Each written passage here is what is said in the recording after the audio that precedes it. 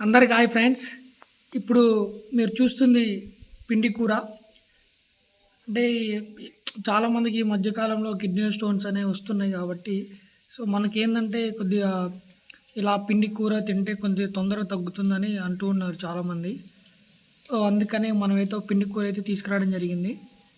అంటే మా అమ్మకి కిడ్నీ స్టోన్స్ వచ్చాయన్నమాట. దగ్గర దగ్గర ఒక 2 మంత్స్ అవుతుంది. కొద్దిగా తిన్న తర్వాత కొంచెం రిలీఫ్ అయిందనమాట. అందుకే ఈ పిండి కూర అనేది తీసుకొచ్చాము. చూసారు కదా! ఇప్పుడు పిండి కూర అట్లా ఆకులు, ఆకులు గిల్లుకొని మనం ఒక కూర గానీ, లేదా ఒక జ్యూస్ టైపు ఆహ్, పొద్దున, సాయంత్రం, పొద్దున, సాయంత్రం అట్లా మనం చేసుకొని తాగాలి. లేదా వండుకొని తిన్నా పర్లేదు. సో, చాలామందేందంటే కూర వండుకుంటారు. కూర అయితే కొద్దిగా మంచిగుంటది. టేస్ట్ కూడా ఉంటది. జ్యూస్ అంటే కొద్దిగా తాగలేము మనకి. ఎట్లో అనిపిస్తా ఉంటది.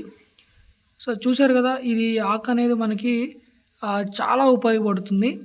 సో, ఇప్పుడు ఈ మధ్య కాలంలో ఎవరికైనా కిడ్నీ స్టోన్స్ వస్తే మాత్రం మీరు ఇట్లా ఖచ్చితంగా ఒకసారి ట్రై చేయండి. ఎందుకంటే మేము ట్రై చేసాం ఆల్రెడీ. పర్వాలేదు. మనకైతే ఇప్పుడైతే చాలా బాగుంది. విపరీతమైన పెయిన్ అనమాట ఇగ. ఆ స్టోన్స్ వస్తే అసలు మనం తట్టుకోలేము. అంత దారుణంగా వస్తదనమాట పెయిను. సో, ఈ ఆకు తిన్న తర్వాత కొంచెం మా అమ్మకైతే పర్లేదు. కొంచెం రిలీఫ్ అయింది. సో, మీరు గూడా ఒకసారి ట్రై చేయండి తప్పకుండా. ఇది ఎక్కువ మనకి పత్తి చేలల్లో లేదా మొక్కజొన్న తోటలో మనకి ఎక్కువగా వస్తూ ఉంటుంది అనమాట.